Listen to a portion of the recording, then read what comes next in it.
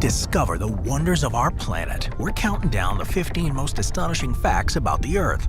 Number 15. The Earth may have had 2 moons. According to some reports, Earth may have had 2 moons in the distant past. The theory goes that a tiny second moon once orbited Earth before catastrophically slamming into the other one. This would explain why the dark side of the moon looks so different than the side we see every night, as the dark side may have been pancaked by this smaller moon before it either broke itself to bits or spun out of the Earth's orbit. Number 14. Days are getting longer.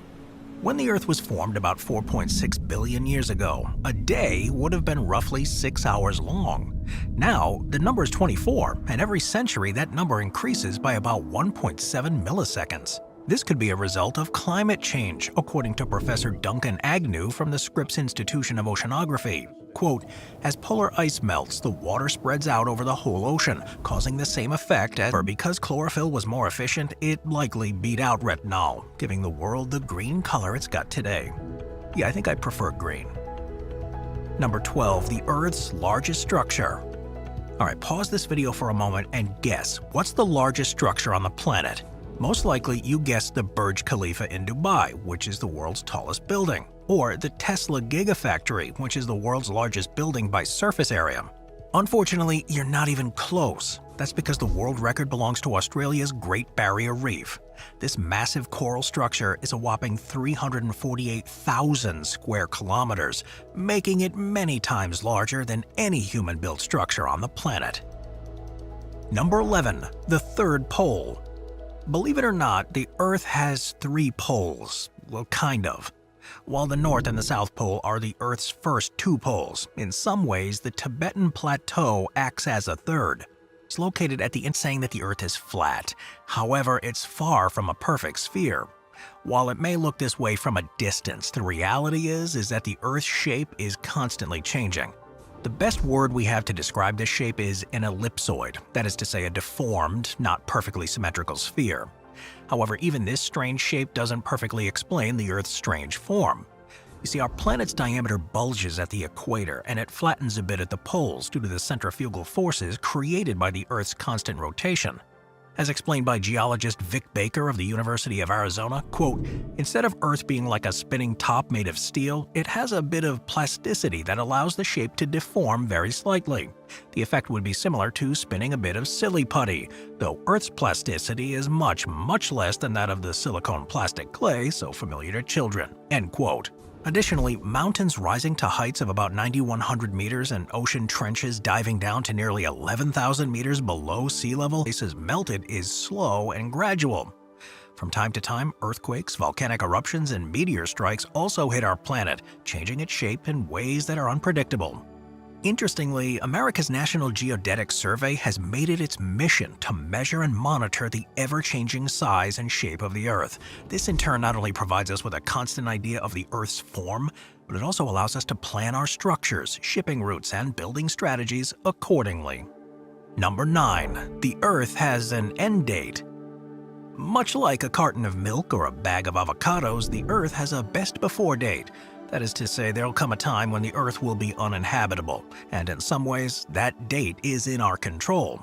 The rather obvious within our control date would be brought upon by climate change. It's now indisputable that the Earth is warming faster than it should be through natural means. Without going through points that you've probably heard before, the bottom line is that this will increase natural disasters. This doesn't mean that we're completely in the clear, though. That's because it's believed that the Earth will become unlivable for most organisms in about 1.3 billion years due to the Sun's natural evolution. That's because at this point, sustained hot and humid conditions will make the planet unlivable, and in about 2 billion years, the oceans will likely evaporate, and in time, our atmosphere will eventually disappear.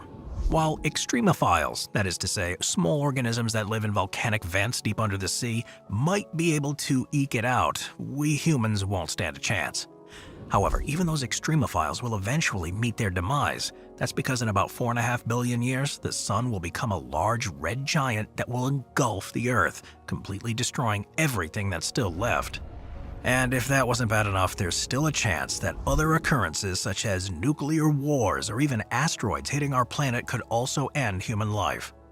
So therefore, the harsh reality is that while Earth may have an end date that's billions of question, how can Earth's core be so hot without simply burning up the planet? Well, the best way to think of the Earth is like an onion. Every time you go down a certain amount of meters, you reach another layer. Starting from the top down, there's the crust, which includes the surface that we walk on. Then farther down, the mantle, which is mostly solid rock. Then, even deeper, the outer core, made of liquid iron. And finally, the inner core, made of solid iron, probably, and with a radius that's about 70% the size of the Moon's. The deeper you dive, the hotter it gets, until you reach the hottest spots at the center. Yet because of the existence of these layers, this inner heat is not able to penetrate all the way up to the planet's surface, saving us from our destruction. The Earth seemed to have picked up all this heat about 4.5 billion years ago. The first bit was inherited during our planet's formation. You see, the Earth was made from the solar nebula. This was a giant gassy cloud, and when the planets were forming, there were endless collisions and mergers between different weaker atmosphere and would have been far colder than it is today. This would have in turn made human life impossible. So therefore, we owe a lot to our planet's super hot core.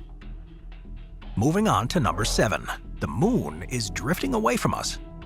300 years ago, the famous English astronomer Edmund Halley hypothesized that the Moon was moving away from us after studying records of ancient eclipses.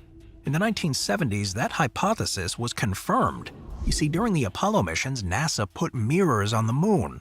Scientists then bounced laser beams off them and used the measurements to determine that the Moon was indeed moving away from the Earth at a rate of 3.8 centimeters per year. For reference, that's roughly the rate at which fingernails grow, making this change a small yet calculable one. This can be explained by the effect of the Moon's gravity on the rotating Earth. The Moon is responsible for the Earth's tides, and as these are raised, they cause drag that slows the Earth's spin rate down.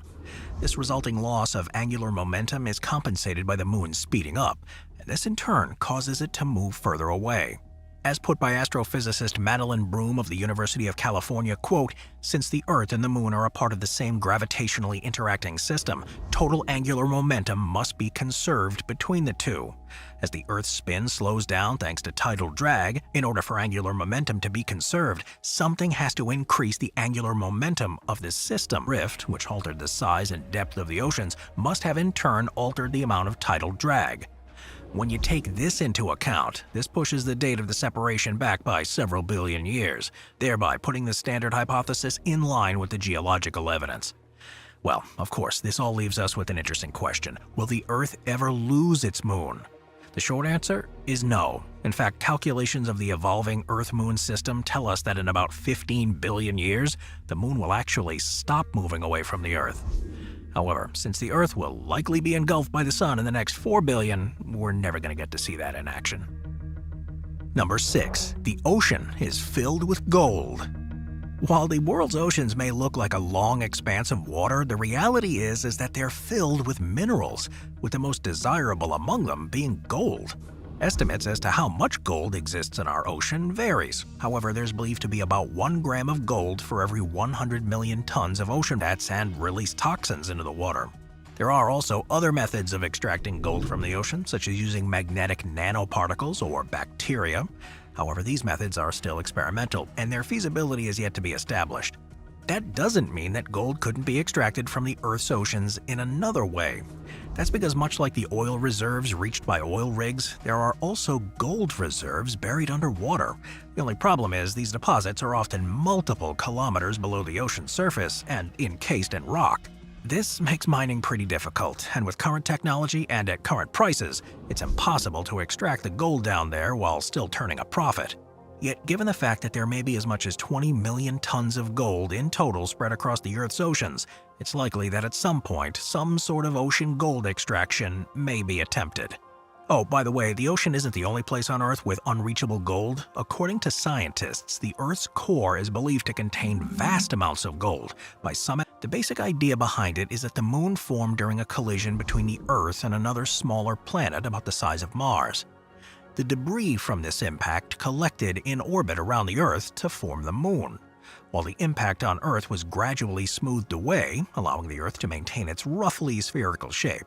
This theory is supported by the evidence brought back from NASA's Apollo program. In total, these missions brought back over a third of a ton of rock and soil from the moon. When analyzed, researchers found that the Earth and Moon have some remarkable chemical and isotopic similarities. Now, if the Moon had been created elsewhere and was simply captured by Earth's gravity, its composition would have been very different from that of Earth. Instead, the fact that the composition of the Earth and Moon are very similar suggests there is a linked history. However, this doesn't mean that the debate is fully settled. After all, while the composition is similar, it isn't the same. That's because the minerals on the Moon contain less water than those of similar rocks on Earth. This has forced scientists to take a long, hard look at to create models that adjust the sizes of the two planets and the impact angles to get the nearest possible match. And that work's still ongoing. However, it is worth mentioning that there are a few other explanations for how the Moon formed. Perhaps the second most common is the capture theory. This hypothesis suggests that the Moon was a wandering body that formed elsewhere in the solar system and was captured by the Earth's gravity. Others instead subscribe to the accretion theory. This idea proposed that the Moon was created alongside the Earth at the time of the Earth's formation. There are some who even subscribe to the fission theory, which posits that at some point the Earth had been spinning so fast that some material broke away and began to orbit the planet. However, extensive debates on the subject in the 1970s and 80s have all but put those theories to rest, and today, the giant impact theory reigns supreme. Number 4. Gravity isn't uniform. Ever since the apple fell on Isaac Newton's head, the theory of gravity is at the poles. Now, translated into gravitational terms, you weigh 0.5% more at the poles than you do at the equator. The second factor is the rotational effect. You see, the Earth spins faster at the equator than it does at the poles, and this influences the strength of the force of gravity. Altitude also has an effect. You see, Earth's gravitational pull depends on your distance from its center, so therefore gravity diminishes with altitude. For example, if you were 5 kilometers up a mountain, you would weigh 99.84% of what the scales would say at sea level. The fourth factor is the force of the tide. Now, essentially, tides are caused by the pull of the Moon's gravity on the Earth. Now, this change can in turn affect the amount of gravity you experience. Finally, the density of certain rock types also has an effect on the force of gravity. Areas with higher subsurface rock density have higher than average gravity. As such, while mountains increase gravitational density, ocean trenches decrease it. However, this effect is pretty small. Usually, it's possible to see how these variations are distributed, with areas of lower gravitational pull being colored more red and areas with higher gravitational being colored more blue. Using such a map, we can see that a country like the US, even state-to-state differences are calculable. For example, if Newton's apple were to have fallen on him in southern Illinois, it would have weighed a bit more than it would have had in central Indiana. Of course, these effects are rather minute. In reality, they only account for variations in decimal points. Yet, despite the effects being small, they can have a noticeable impact. For example, it can cause the sea to bulge in certain places and throw pendulum clocks out of sync. In areas of science where exact precision is of the essence, it's therefore essential that these variations in gravity are precisely understood. Number 3. The Earth may have a population limit. While the idea of the Earth having a population limit may seem obvious, exactly what that would look like is something that's one of the Earth's greatest existential mysteries. The first real look into this dilemma was recorded by Dutch scientist Antony van Leeuwenhoek in 1679. He reasoned that his home country of Holland occupied 1 part in 13,000 of Earth's habitable land, and so multiplied Holland's population of 1 million people by 13,000 to get a total capacity of 13 billion people. Since then, our understanding of how population limits work has advanced quite a bit. It's indefinite. That is to say, it calculates the maximum population that is sustainable indefinitely. This means that while it is possible for Earth to function beyond its carrying capacity, this would eventually end in disaster long term. Now, what's really interesting about this number is that it's not static. After all, humans in different geographies produce and consume at different rates, and how all of this is distributed dramatically affects carrying capacity. In terms of trying to pinpoint a number, the United Nations Population Division projects that the world population will reach 10.4 billion people sometime in the 2080s and remain there until 2100. However, whether or not that reflects a true maximum is impossible to know right now. Unsurprisingly, there's a lot of studies that have tried to answer this question, but going through all of them would be a better fit for a documentary than a YouTube video. When the United Nations Environment Program looked at all the major ones, they found that the vast majority of the studies showed that a number is somewhere between 4 and 16 billion people, which to a vegetarian diet, the land used to grow crops for humans rather than animal feed for meat production, would feed an additional 350 million Americans. Furthermore, the numbers indicate that places where women have increased access to education and family planning, they tend to have lower birth rates and smaller family sizes than in middle and lower income countries where they may not. So, while we may never know the Earth's true carrying capacity, it's most certainly in the interest of the humanities to not test the upper boundaries if possible. Number 2. We're often hit by space rocks. When you think of an asteroid hitting Earth, you likely think of a massive hunk of rock that wiped out the dinosaurs 66 million years ago. However, it turns out that asteroids come in all shapes and sizes, and when looked at in totality, we deal with these pesky space rocks almost every single day. First and foremost, it's worth clearing up the difference between asteroids, meteors, and comets, as these terms are often used interchangeably, which are small. Asteroids are larger space rocks that don't fully burn when going through the atmosphere. When they hit the Earth, they have the ability to cause a lot of damage. However, exactly how much damage is relative to their size. The smallest asteroids that are cause for concern are between 25 and 140 meters in diameter. These are relatively rare. On the larger end, those that are more than 100 meters in diameter only hit the Earth once every 10,000 years or so. However, when they do touch down, they can cause a lot of local damage. One recent example happened in 2013 over the Russian oblast of Chelyabinsk. After exploding at a height of about 39 kilometers, the 18-meter-wide meteor created a massive shockwave. In total, it damaged about 7,000 buildings across 6 cities and injured about 1,500 people. However, the most destructive was the so-called Tunguska event, happening in Siberia in 1908. It may have been as much as 100 meters in size. However, despite being so large, asteroids of them all are those over a kilometer in diameter. These types of collisions are globally catastrophic. They have the potential to cause mass extinction. The most famous example of one was the asteroid that wiped out the dinosaurs, coming in at between 10 to 15 kilometers in diameter. It radically changed the Earth's climate. As far as we know, very few species survived the disaster. However, some of those that did include several types of birds, lizards, turtles, and crocodilians. Yet what has survived are remnants of the asteroid. Located in the Yucatan Peninsula, most of the crater has been covered by hundreds of meters of limestone or filled in by the waters of the Gulf of Mexico. However, there are still some areas on Mexico's mainland that are visibly deeper thanks to this impact. Well, thankfully, we're not due for a similar event during our lifetimes. According to NASA's Jet Propulsion Laboratory, there's no currently known significant threat of impact for the next 100 years or more. So I guess you can rest easy at have known this for quite a while. The astronomer Edmund Halley is first to observe it all the way back in 1692. However, despite centuries of work on the subject, we don't know exactly why this westward shift is happening. For some context, the Earth's magnetic field is created by interactions deep inside the Earth's core. While the inner core is presumably solid, the outer core features flowing liquid iron, which generates current that in turn leads to magnetic fields. This field changes over time, with certain areas receiving better coverage than others. However, what's weird is that in the low latitudes of the Western Hemisphere, these changes are especially obvious. While these changes are certainly driven by the intense activity in the core, for years scientists were not sure why these areas were affected more severely. But a team led by Julien Auber of the University of Paris thinks they may have cracked the code. Thanks to collaboration between historians and mathematicians, we now have maps of geomagnetic variations dating back to 1590. Its wires just happen to be moving westward. There's still no particular reason why gyres should exist, and no definite proof that they do.